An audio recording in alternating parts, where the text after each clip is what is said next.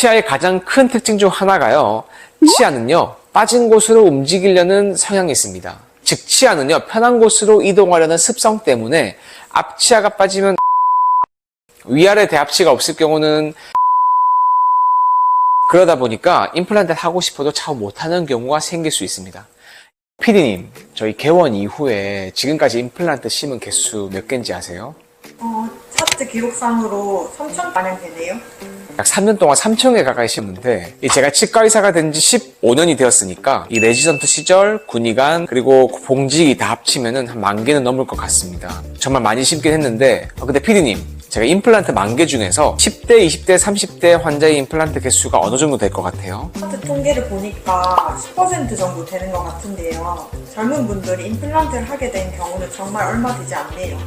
이렇게 어린 나이에 임플란트를 많이 하는 경우가 없다 보니 아무래도 젊은 분들은 임플란트에 대한 거부감이 들 수도 있을 것 같아요. 맞습니다. 되게 10대에서 30대 분들의 경우 어린 나이에 임플란트를 하게 된다고 생각을 하시죠. 이제 그런 경우에 차후 임플란트가 문제가 생겼을 때 그 다음은 어떻게 되는지에 대해서 걱정을 많이 하시더라고요. 그래서 오늘 제가 준비했습니다. 10대, 20대, 30대 분들 임플란트 할 때 주의사항하고 고려할 점, 그리고 젊은 나이에 임플란트를 하고 나서 차후 탈이 나게 되면 그 다음 방법은 어떻게 되는지에 대해서 제가 궁금증을 해결해 드릴 겁니다. 영상 1분만 딱 집중해서 봐주세요. 자, 이 영상을 보신다는 건 우선 임플란트 식립을 앞두고 계시거나 임플란트를 차후 해야 할 가능성이 있어서 걱정되는 마음으로 보시는 분들이 많을 겁니다. 되게 40대 이상의 분들은 임플란트를 한두 개 정도는 심어보신 분도 계실 거고, 또 주변에서도 하나둘 심는 지인들이 있다 보니까 임플란트를 심는 것에 대해서 크게 거부감이 덜할 수 있죠. 하지만 아직 젊은 분들은 걱정이 많이 될 겁니다. 내가 벌써 임플란트를 해도 괜찮을까? 그리고 임플란트도 수명이 있다던데 어린 나이에 심게 되면 차후 임플란트가 탈이 나면 그때는 어떻게 해야 되지? 하고 말이죠. 그 10대부터 30대까지 시기별 고려사항들을 제가 말씀드리겠습니다. 첫 번째 10대입니다. 10대면요, 중고등학생들을 말하는 거죠. 특히 이 청소년 시기에는요, 임플란트를 하게 될 경우 문제될 수 있는 부분들이 조금 있습니다. 무슨 문제를 얘기할 수 있는지에 대해서 설명드리기 전에요, 임플란트의 특성에 대해서 한 가지만 짚고 넘어가야 이해가 편하실 것 같아서 짧게 말씀드리고 시작해 볼게요. 이 치아는 치주인대라는 구조물이 있어서 약간의 움직임을 허용합니다. 반면에 임플란트는 한번 심으면 그 자리에 영구적으로 고정이 되어 있죠. 이 부분에서 여러분이 주목하셔야 됩니다. 10대 청소년의 턱뼈는 여전히 성장 중인 경우가 많습니다. 따라서 임플란트를 심은 이후에 턱뼈가 계속 성장할 경우 임플란트의 위치나 각도가 변형될 수 있습니다. 따라서 임플란트 시술을 결정하기 전에 치과의사는 환자의 성장판 상태를 면밀히 평가해야 합니다. 그래서 성장이 멈춰 있는지 꼭 체크해야 됩니다. 임플란트는 그 자리에 있는데 턱뼈가 성장하게 되면 주변 치아와 부조화를 초래할 수 있죠.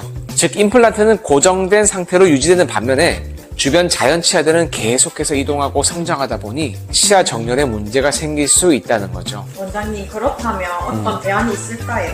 첫 번째로는 임시치아 사용을 고려해 볼 수 있습니다. 이 성장이 완료될 때까지 임시치아를 사용하는 것이 좋은 대안이 될 수 있는데요. 임시치아는 틀니나 브릿지 형태로 제작해서 그 공간을 유지해주면 됩니다. 이 임시치아는 성장하고 임플란트를 시술할 때까지 사용하시면 되고요. 이 10대 시절에 임플란트가 무조건 안 되는 건 아닙니다. 이 성장 정도를 정확하게 평가해서 진행한다면 큰 무리가 없기 때문에 다니시는 치과에서 상의를 해보시길 바랍니다. 두 번째로 20대 그리고 30대 임플란트를 앞둔 분들께 꼭 드리고 싶은 말씀이 있습니다. 사랑니 그리고 위쪽 가장 뒤쪽 어금니를 빼신 경우를 제외하고는 반드시 임플란트를 하시는 것이 좋습니다. 저는 치아를 살리기 위해 노력하는 치주과 전문의이고요.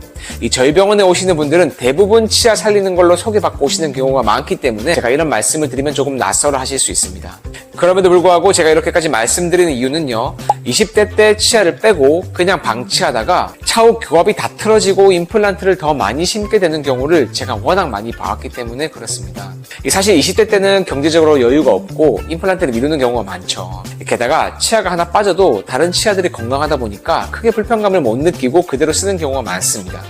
치아의 가장 큰 특징 중 하나가요, 치아는요, 빠진 곳으로 움직이려는 성향이 있습니다. 즉, 치아는요, 편한 곳으로 이동하려는 습성 때문에 앞치아가 빠지면 앞으로 쓰러지고 위아래 대합치가 없을 경우는 아래 치아는 위로 솟구치고 위에 치아는 아래로 내려오려고 하죠. 그러다 보니까 임플란트를 하고 싶어도 참 못하는 경우가 생길 수 있습니다. 이런 치아 이동은요, 단기간에 발생하기보다는 천천히 장기간에 거쳐서 발생하기 때문에 환자분들은 크게 인지를 못하고 계시다가 10년, 20년 뒤에 임플란트를 하려고 했는데 못하는 경우가 생길 수 있죠. 따라서 20대 분들 중에서 임플란트를 앞두고 계신 경우라면, 그리고 임플란트를 해야 하는 치아가 위쪽 가장 뒤쪽 치아가 아니라면 반드시 치과의사 선생님 말을 경청하고 임플란트를 진행하는 것이 좋습니다. 원장님, 그럼 20대, 30대 때는 임플란트를 해도 별 문제가 없나요? 중요한 질문인데요.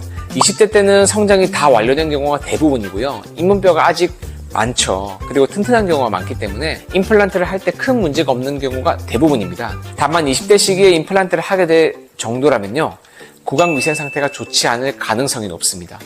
일반적으로 20대 때 이를 빼는 경우는 치주염보다는 대부분 충치가 생겨서 빼는 경우가 많기 때문에 그만큼 구강 위생 상태가 좋지 않을 가능성이 높죠.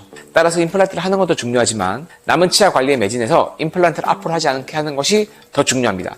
그리고요, 교정을 앞둔 분이라면 임플란트를 하시기 전에 원장님과 상의를 하시고 선택하는 것이 좋습니다. 오늘은 10대부터 30대까지 임플란트를 고민하시는 분들을 위해서 준비했습니다. 나이가 어리니까 주변에 하신 분들도 없을 거고 임플란트를 해도 되는지에 대한 어떤 고민이 많으실 텐데요. 너무 걱정 마시고 닥터베 치과로 오셔서 상담하시거나 주변 가까운 치과로 오셔서 상담을 해보시길 바랍니다. 다음에 또 좋은 소식으로 찾아오겠습니다. 감사합니다.